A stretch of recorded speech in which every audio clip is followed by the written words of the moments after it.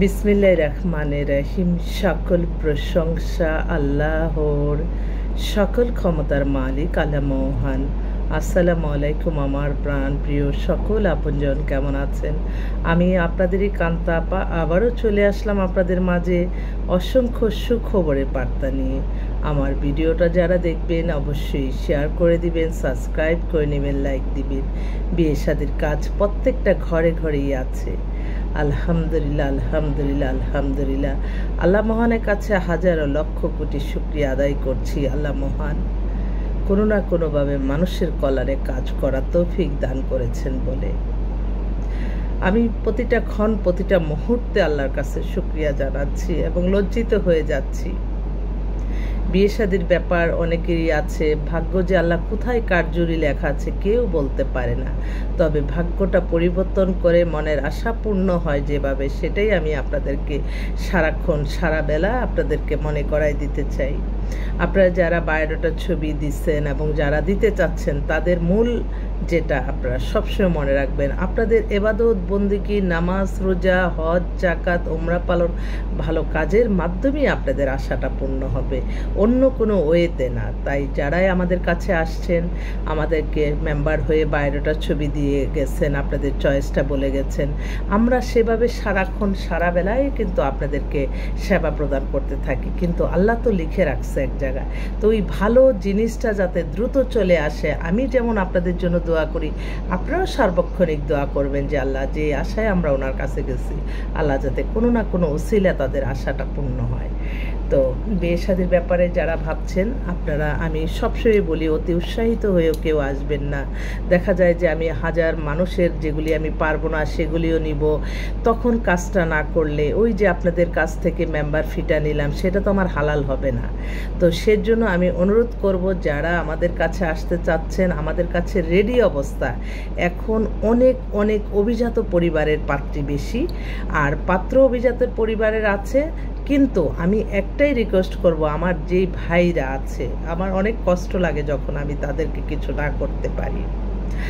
আমার অনেক ভাইরা আছে বেকার, তারা গ্রামে গঞ্জে থাকে বা লেখাপড়া তেমন জানে না, হয়তো গ্রামে থাকে, তারা হয়তো হঠাৎ করে আমার এই ভিডিওটা পড়লো, তারা মনে করে যে আরে আপার কাছে গেলেই বুঝি একটা অভিজাত ছেলে মেয়ে পেয়ে তাদের ওখানে থেকে যাব, গরজামাই থাকবো। এগুলি একদম মিথ্যা কাল্পনিক, এটা কেউ কখনো মেনে নেয় না। ভাইরা সবসময় নিজে মেধা পরিশ্রম খাটিয়ে ইনকাম করে তারপরে চিন্তা করতে হবে। মেয়েরা যত হাই লেভেলের হোক, সেই মেয়েরা কখনো ওই নিম্ন জায়গায় যাবে না, এই চিন্তাটা মাথায় রাখতে হবে।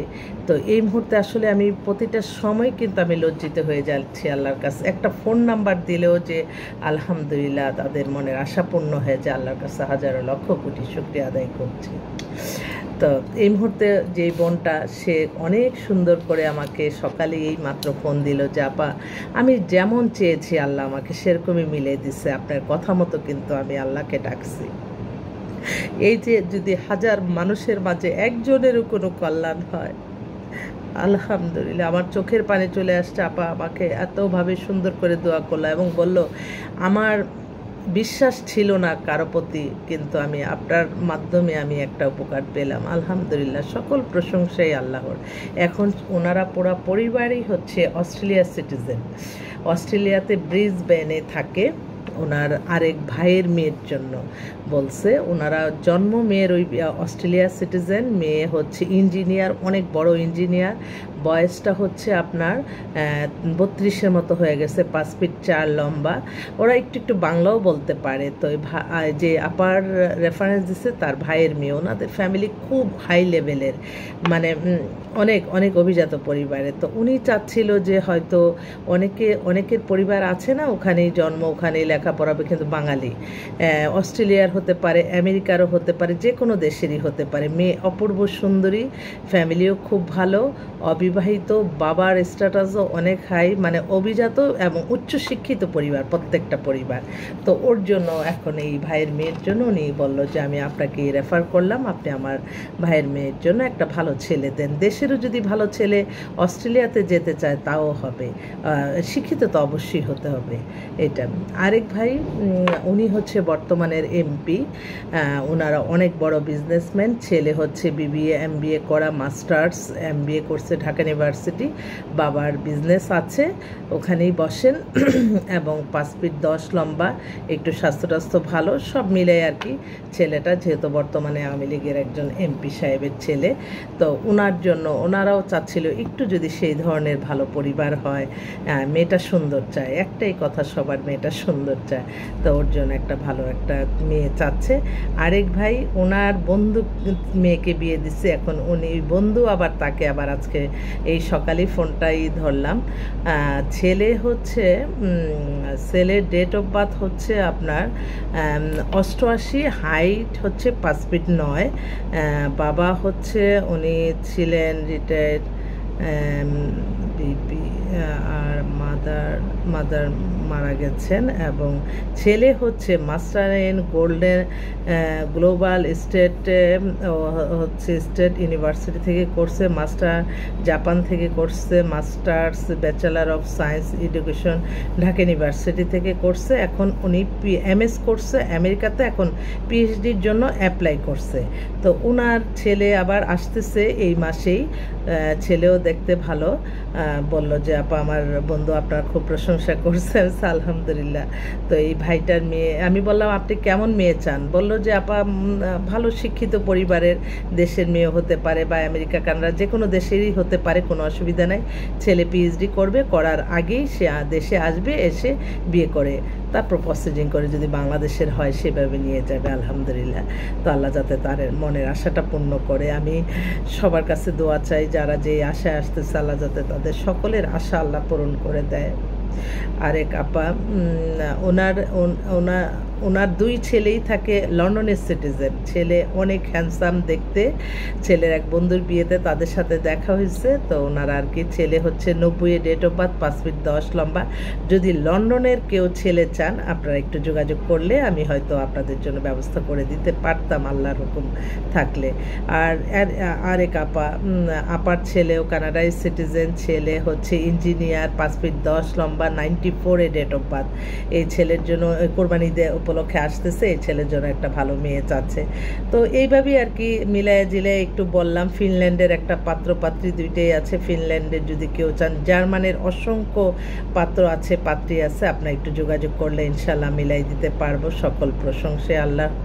আরেক আপা উনি আমেরিকার সিটিজেন, ওনারা পুরা পরিবারই আমেরিকাতে থাকে। ওনার মেয়ের বয়সটা হচ্ছে 91, হাইট 5 ফিট 4, হিজাব পরে। মানে মানুষ বেশি, ধর্মবীরও মানুষই বেশি। আমি তো দেখলাম যে এত হাজার হাজার মানুষের মাঝে প্রত্যেকের ভিতরে আল্লাহর ভয়।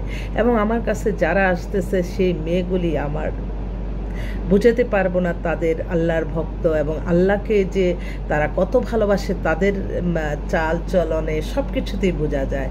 তো এই সৎ চরিত্রবান মেয়ে এবং ছেলেগুলি যারা যে পরিবারে যাবে, আলহামদুলিল্লাহ আশা রাখি সবাই ভালো থাকবে।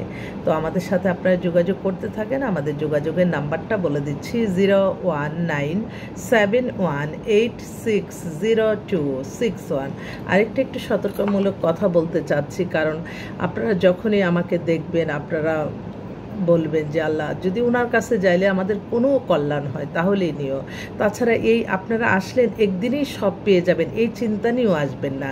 অনেকেই আছে বলে যে ঠিক আছে 1 বছর সময় আছে আপনি দেখতে থাকেন, এটাও কিন্তু অনেক ভালো। আপনারা যখন, আমি তো বিভিন্ন কাজে আমার বাইরে থাকতে হয়, অফিসে এসে আমার ম্যানেজার আছে, স্টাফ আছে, সবাইকে বায়োডাটার ছবি দিয়ে যান এবং আপনাদের চয়েসটা বলে যান। রেডি অবস্থায় যেগুলি মিলে যায় সেগুলি আপনারা মেল করে দিই, আপনারা দেখেন, প্রত্যেকের ফোন নাম্বার আছে, আপনারা নিজেরও কথা বলে নেবেন। বিয়ে শাদী ক্ষেত্রে মেয়ের পক্ষই যে আমি ফোন দিলে খারাপ সেটা না, এটা বিয়ের ব্যাপার। আমাদের কাছে আসছেন আপনারা বিয়ের জন্য, এখানে লজ্জার কোনো কিছু নাই।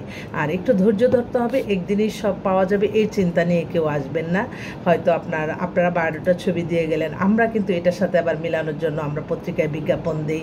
আমাদের কিন্তু অনেক অ্যাক্টিভিটিস এই কাজে এবং অনেক কস্টিং। তবে আপনারা 10 মিলে আমাকে যে মেম্বার ফিটা দেন এটা আপনাদের জন্যই খরচ হয়।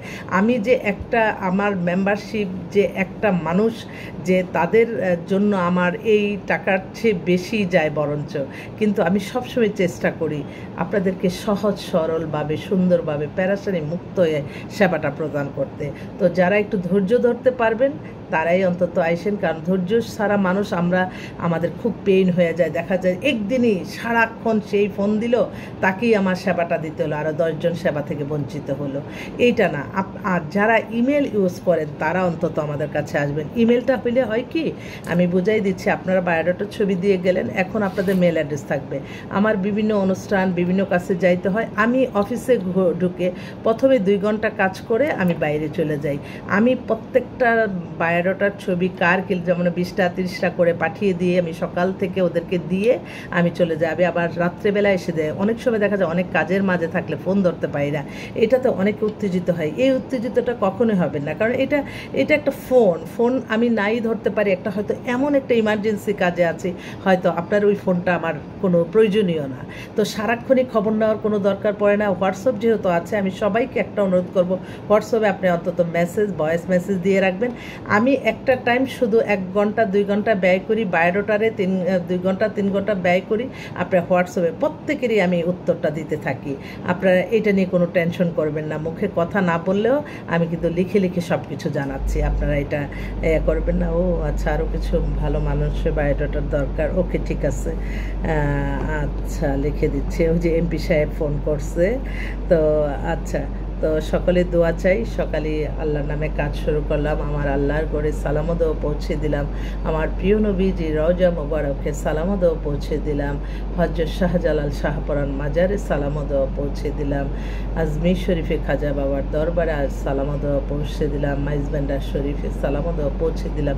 আমি সামান্য ক্ষুদ্র মানুষ, আল্লাহ আপনি আমার এই ভালো কাজগুলি আপনি কবুল আর মঞ্জুর করে নেন। বেশি বেশি বিয়ে করা যাতে হয়ে যায়, কোনো মানুষই যাতে আর বিবাহ শূন্য না থাকে, সেই দোয়া আল্লাহর কাছে যাচ্ছি। আর একটা সুখবর, সেটা হচ্ছে ইদানিং আমি এই 6 মাসের মতো একটু আলহামদুলিল্লাহ ডিভোর্স মেয়েদের সংখ্যা কমই পাচ্ছি। তো এতে আমার মনে হয় যে আল্লাহ হয়তো রহমত দিচ্ছে। আমি প্রতিটা ক্ষণ প্রতিটা মুহূর্তে কান্নাকাটি করতাম আল্লাহর কাছে যে আল্লাহ, আমার অনেক বোনরা আছে অনেক কিছুই বুঝে না, যে একটা সংসার ছেড়ে গেলে আবারও তো সেই সংসারে যেতে হবে, কেন এই সন্তান স্বামী সব কিছু রেখে চলে যাব। একটু ভুল যদি আমরা দুজনে মিলে আন্ডারস্ট্যান্ডে যাই, ক্ষতি তো কোনো কিছু না। বিয়ে আল্লাহ সবচেয়ে খুশি হয় একটা সংসার ভাঙলে, আর আল্লাহ সবচেয়ে খুশি হয় একটা সংসার জোড়া লাগালে।